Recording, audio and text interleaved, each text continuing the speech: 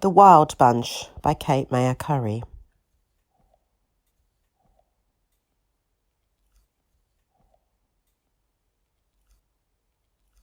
Sweet Williams. It was love at first sight. This wild bunch ogred me from their plastic bucket like so many Barrow boys, a steal for £1.50.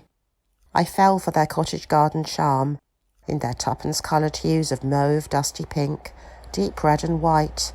They were scrubbed-up farmhands courting me in their Sunday best, tickling me with snatched kisses from their bristly leaves as we lingered at the stile, just like a Victorian ballad romance. But once I got them home, their true colours emerged. No longer shy sweethearts waiting at the area steps. They acquired the confidence of costermongers.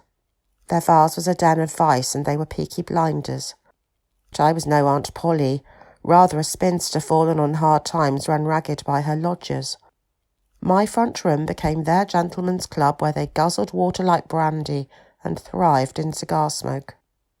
They blossomed forth in their fancy waistcoats, and their whiskers bristled as they leered at me roomily, making indecent suggestions, as if I was Alice Keppel propositioned by Tum Tum for a mid-afternoon tea-gowned romp in her sofaed boudoir.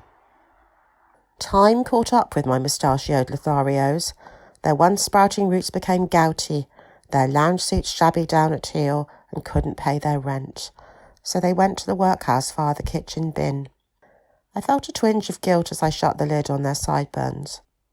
I came to miss their brash presence in my lounge and their saucy winks as I sat on my settee. I took pity on some country cousins of theirs about to be composted, who were 88p. These humble invalids are grateful for my ministrations in recuperating nicely. Nearly ruined by the flattery of bold deceivers, I am brisk and firm like Miss Nightingale. And this time my gentlemen know their place. They are not lounge lizards, but decorative adjuncts gracing a lady's home, tugging at their forelocks as I enter. As Aunt Polly says, why should boys have all the fun? Peonies.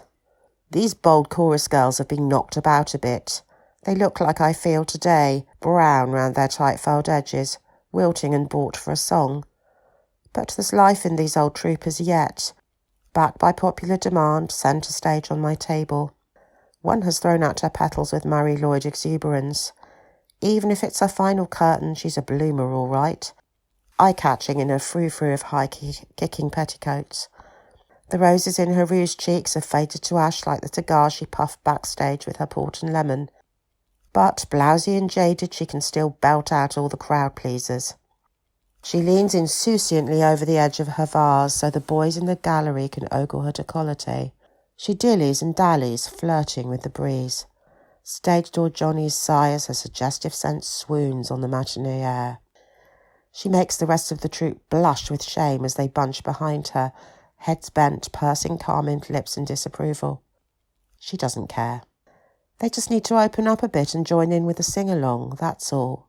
She knows everything in the garden's lovely. Hydrangeas. Front gardens are the laboratories where we conduct chemical experiments. Our substrate is soil, whilst flower beds are the petri dishes titrated with double-blind doses of aluminium. We bloom against saturated blotting paper sky in a two-tailed hypothesis of randomised hues. Our spectrum ranges from the acid blue of surgical scrubs and antiseptic gentian violet to aspirin white or Pepto-Bismol's alkaline pink. Our outcomes cannot be replicated annually. We can be in the pink one year and deep blue another. Our results are unpredictable. We take pleasure in defying science. If you put us to the litmus test, we pass with flying colours. Sunflower syndrome. Mid-July's rising thermometer has brought the first sultry heat wave of sunflowers back to supermarket shelves. I first saw them this week as I sweated round Tesco after work. I envied them dipping their toes in the bucket, as if they chilled at their local Lido.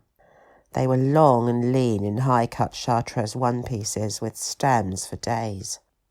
With their dirty blonde tasselled petals, they were the 50s pin-up girls, fresh from a boardwalk photo shoot hand-picked by model scouts. They had survived the killing fields of casting to make the final cut.